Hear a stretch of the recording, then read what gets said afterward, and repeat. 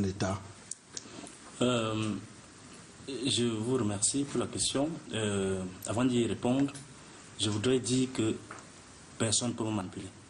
Donc, les gens ont des idées et je suis surpris que les grands profs viennent ici dire que c'est un problème de respect des décisions de justice. Les patrons de l'insoumission, c'est les universitaires. Jacques Fomentoura dit qu'il n'applique pas la décision de justice de la Cour suprême qui m'a dit de rentrer à l'école. Il a dit que je n'applique pas ça.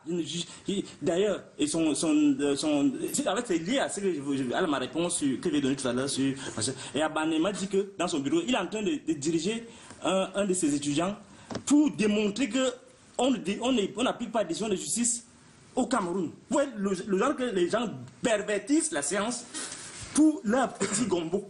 Donc, Jacques Fomentoura m'a écrit qu'il ne respecte pas ça. J'ai la lettre. Il va voir comment il va faire. Voilà une fille qui vient de m'envoyer un message que vous l'avez assez. Vraiment. C'est là, voilà ça. Si vous portez plainte, vous avez dit comment? Voilà le message. Si moi il vous porte plainte, maintenant vous avez dit comment? Non, si je veux pas lire je veux pas lire ce. La manipulation, je veux pas. C'est pas bien. C'est pas votre niveau. Je veux pas rentrer. Vous voulez bien répondre. Où est le rapport avec pas la poubelle ici? Vous voulez bien. Je suis capable de faire un déballage qui va vous mettre mal à l'aise. Donc laissez ça, monsieur Kay. Ok, monsieur Kay, si on peut. Monsieur Kay, si vous pouvez répondre, parce que la question que.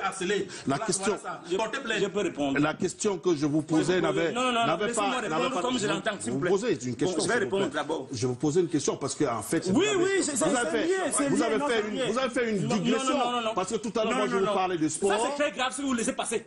D'accord, vous avez. Laissez-moi répondre. Je vais vous donner votre temps de parole. Voilà, je vais vous donner votre temps de parole, mais avant, s'il vous plaît, je vous posais une question qui avait au sport, à la Fédération camerounaise de football. Vous êtes allé sur le ministre de l'enseignement supérieur. Je veux que vous alliez droit au but, vous me répondiez. Et si vous voulez maintenant apporter une précision, ce sera de votre droit. Merci beaucoup. Je voulais dire que c'est un cas typique de refus de respecter le canevas des normes juridiques internationales.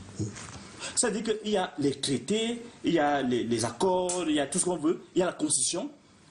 Là, nous sommes, le Cameroun a souscrit à cela. C'est-à-dire qu'on ne sait pas ce que Mboumou Ndjoua est en train de fabriquer là. Les fils à papa, c'est comme ça qu'ils fonctionnent. C'est-à-dire que Mboumou Ndjouaïsme, il est en train d'imposer ça à tout le monde. Il refuse d'appliquer. Donc, on a beau ne pas aimer, ne pas aimer. Toujours les attaques personnelles. Toujours les attaques personnelles. Vous laissez le terminer, s'il vous plaît.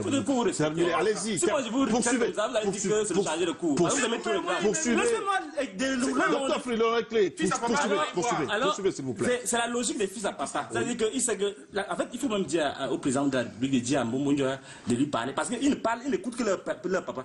C'est-à-dire, s'il veut dire, c'est quoi? C'est une histoire de papa, finalement. Oui, c'est le fils à papa. Il refuse d'appliquer. C'est-à-dire ce qui est au niveau de la loi, du droit. C'est-à-dire qu'il faut que maintenant... Pour lui, le droit, c'est son papa. Oui, c'est-à-dire qu'il ne respecte le père. C'est-à-dire que tout le monde lui a parlé, il ne peut pas comprendre.